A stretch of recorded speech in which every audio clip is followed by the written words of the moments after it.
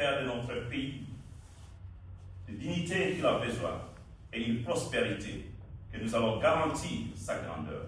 Et nous disons, nous garantissons ta grandeur.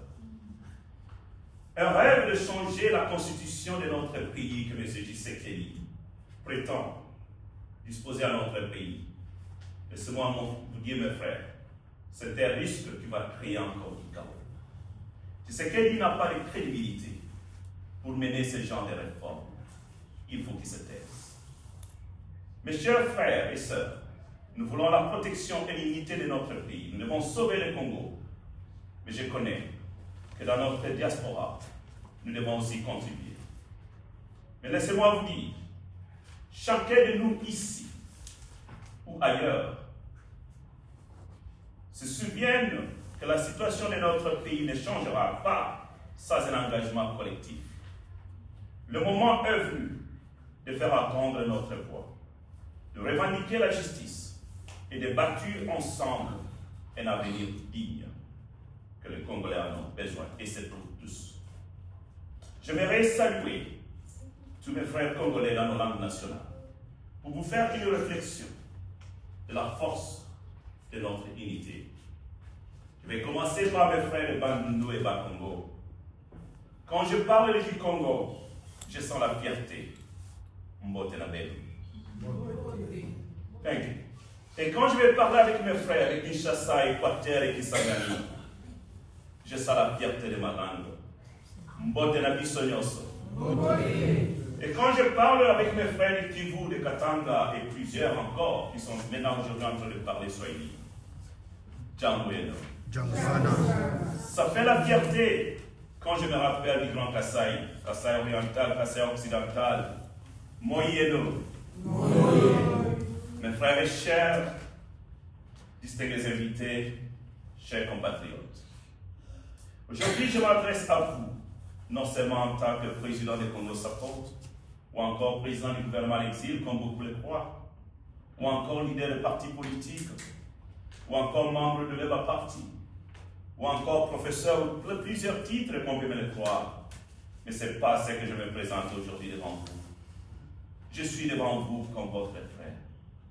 Je ne vois pas ces titres. Je suis devant vous comme un digne fils du Congo.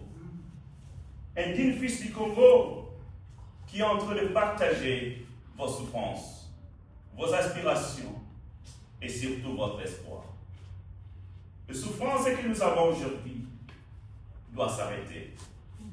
Notre pays, en tant qu'un pays extrêmement riche, avec des ressources et des potentialités immenses, mais dont le destin semble être constamment entravé par l'injustice, la corruption, les divisions tribales, l'inefficacité de ceux qui ont la responsabilité de servir le peuple.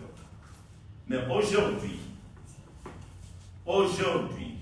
mes frères congolais, partout que vous le suivez, today, je vous dis avec conviction, je vais vous parler avec conviction. Le changement est possible dans notre pays. Et croyez-moi, ne vous laissez pas attendre par les gens qui disent Congo a les Congo gâtés. Ils ne savent pas de quel Congo ils parlent. Le changement, il est là. Et laissez-moi vous dire, il commence avec nous. Et c'est avec vous.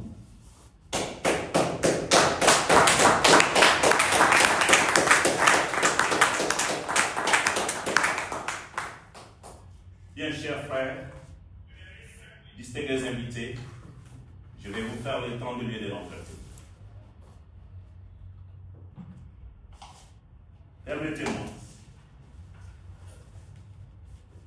Le temps de lieu de notre pays, c'est un tableau très sombre, voire même catastrophique, sur le plan politique et le plan économique. Cela ne peut être étonné.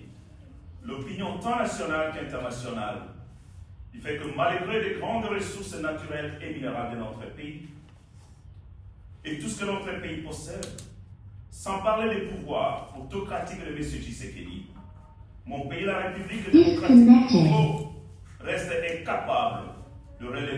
défis socio-économiques pour son développement et le bien-être des Congolais. De ce point de vue, comme on peut l'imaginer, mes frères chers Congolais, les conséquences sont immenses, voire même incalculables. La hausse des prix, comme on n'a jamais connu. Cela a entraîné une pauvreté extrême, un taux de chômage qui est devenu inconsommable.